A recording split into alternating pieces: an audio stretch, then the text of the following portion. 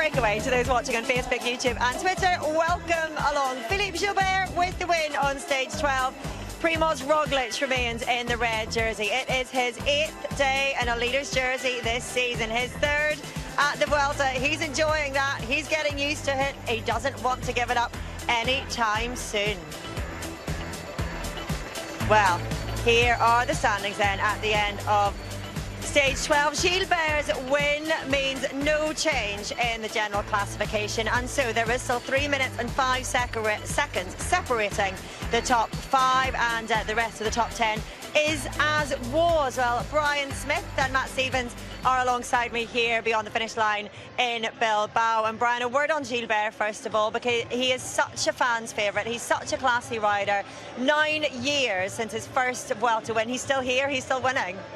I know, he's absolutely amazing, and 22 Grand Tours, and after being knocked back by his team not to ride the Tour de France, he comes here, he keeps on fighting and fighting back. And I spoke to him a few years ago, and I know what his goals are, and he wants to win all 5 monuments. And sometimes when a rider says he wants to do this, and you think, really?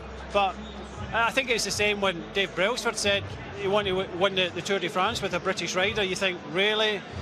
With Gilbert, it's, yeah, you believe him, yeah, and he keeps on delivering, and at 37 to deliver yet another stage win here at the Vuelta, he's an absolute legend. Matt, given how long it took for the breakaway to form, are you surprised that in the end we didn't see any sort of a dig from any of the GC men, that there's been no change in that top 10? To be perfectly honest with you, looking at what's to come, especially tomorrow, I think they're relieved when the elastic finally snapped and they got the right permutation of riders out in front. There was talk, I heard talk before the start that Lopez would try something, but I think everybody had a pretty hard time. He did try a little bit in the last climb. I don't know if you did. I didn't actually see that, but no. I mean, clearly, looking at how small that final group was of GC contenders, just show how hard it was today. But I think they're going to be thinking ahead. I think they've been pretty happy, neutralised each other. But the thing that I've loved about this race so far, we've had so much value. You've had this fascinating GC battle, laid on top this series of fascinating individual stage battles. It's like we've had a lot of one-day racing with the subtext of a stage race. That does happen from time to time, but it's special on this race. But as you say, Gilbert, one of the most versatile riders of his generation, and one of the most respected, and seems to just get better and better as he grows old, like a fine wine. He really is, something special. Moving on, De Koenig's loss and lots of Soudal's gain next year, eh? Yeah, and signing for another 3 years. He's 37, Brian. How much longer can he go on winning for? Well, I think any pro in the peloton, if they're extending the contract, that they're lucky to get 1 year, 2 years is, well, an added bonus, but 3 years. And that's where he kind of started with Lotto.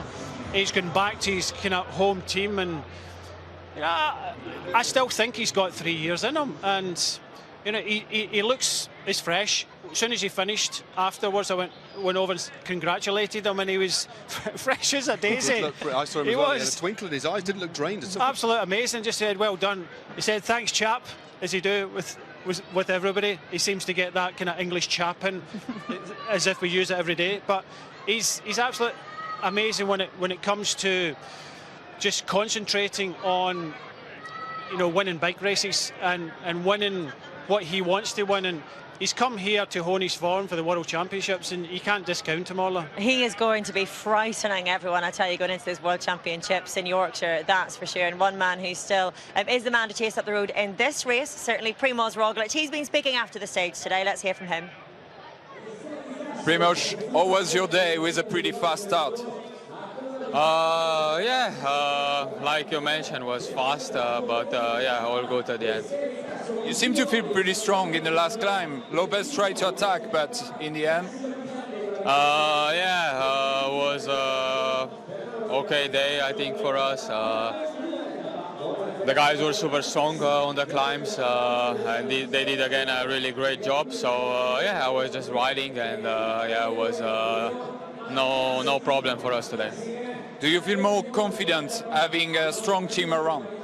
Of course, it's a must think, let's say, to have, because you're not alone. So it's really nice, and we still have to keep the focus and just go day by day.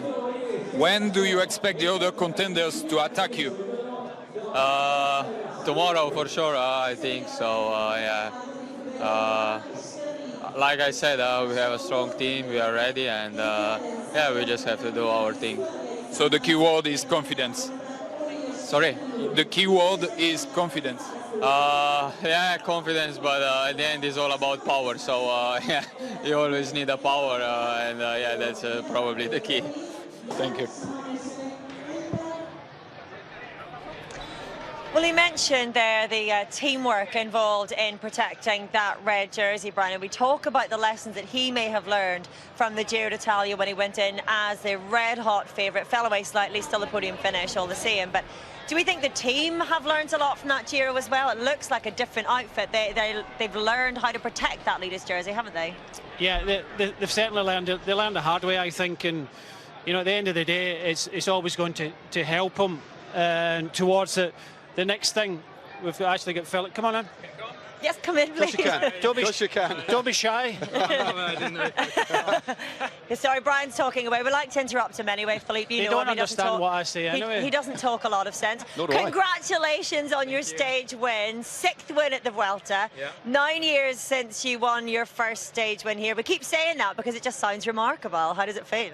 Yeah, it's nice, and also it's also the 10th victory in the Grand Tour. You know, 10 stages, and you know, when you're not a sprinter, it's quite nice to can be winning so much stages.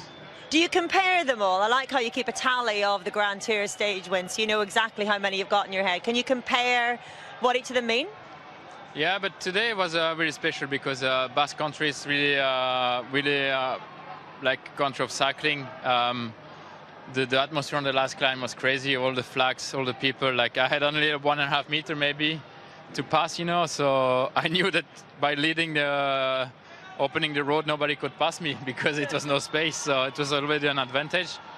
And yeah, it was just crazy. It was like same atmosphere that you can find in the big classics like Flanders or even in the Tour, you know. I talked to you a few years ago, and you told me you wanted to win all 5 of the major classics, and I believed you at the time, and I think you're only 1 away from that. Yeah. What keeps you motivated? This kind of challenge. Today, winning a 10th stage was also an objective. A few years ago, you know, when you come to 7, 8, you say, why not going to 10? But now I will not say I'm going to 20 because it's not possible. So I'm really happy that I achieved that today. And of course, the classics, it's like it's my motivation. I go training every day just thinking about that. And the World's also coming soon this year. And what about the atmosphere on the climbs you talked about, the Basque fans? Do you find it difficult to control the adrenaline because that it gives you, or did that help you today? Yeah, it's like, I think the experience served me today because you can easily go over your own rhythm when you get pushing by the people like that, because you don't hear anything, you don't hear yourself breathing anymore. And then it was like, yeah, like kind of strange. Like after a corner, it was no one anymore for a few meters, and then you hear again like your breath and you feel your heart in your body. So it was really special, and it was still quite a long way to the finish. I forgot about that. It was so steep again. I thought it was flattening out in the last 300-400 meters, but how hard was that climb? Oh, it was. Yeah, it was quite hard. I think I had 39.28. I used it a little bit in the beginning, and then I was like, I think 25, 23 maximum. So it was really steep, yeah. And were you worried about the 2 riders, Aaron Barreau and Barcelo, behind? I heard Klaas Lodewijk speaking in the radio, but you know, with the wind and the speed, I didn't understand. And I was trying to look behind, but the only thing I saw, it was a few motorbikes. So it was not possible to see the gap ahead. And I was quite safe in the distance because I was scared that it was a dangerous corner coming, because I had no motorbike in front. So normally when you have a motorbike, you can see when you brake also yourself. No yellow flags, nothing. So I was going like, it was guessing in every corner how fast I could go, and a lot of time I was too slow. but I prefer that, you know. Philippe Gilbert's too slow is too still slow. frighteningly but, fast for the rest of us. I still remember my crash in the Tour last year, and I think this stays somewhere in my head. And when you crash like that once, I think it stays, and you don't want to live a second time this experience. Yeah, we talk about that a lot and how crashing can leave a lasting impact, I guess, on a rider's confidence. What about the World Championships then? Because that's another hilly day. You know what it's like to win the Worlds. How do you feel about that? Yeah, when you experience that win, it's like you only one thing is to live it again, and I do everything for that. I mean, when I heard about my non-selection in the Tour, I just found one reason to still ride and train. It was the World Championship. So I took some rest, and then I started training only for that day. Does this make up for the non-selection at the Tour then today, do you think? Yeah, I will be maybe thankful to them, because I will be more fresh, and so we can talk maybe after the Worlds.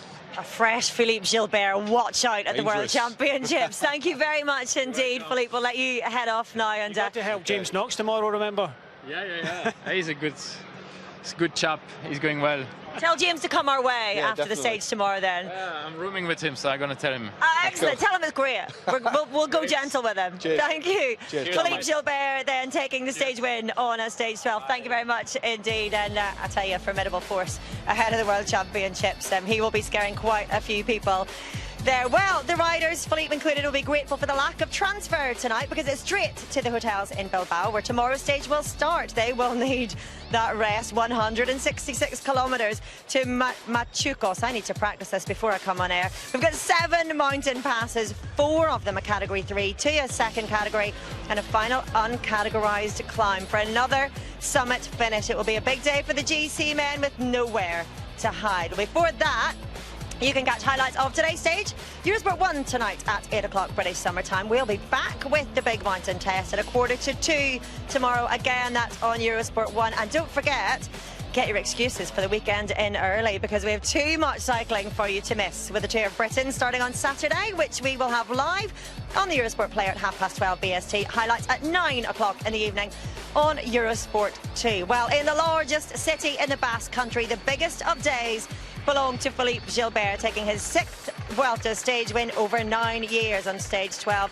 No easing into the weekend for these guys, though. There's a monster of a day in stage tomorrow. Trust me, you do not want to miss that. See you then.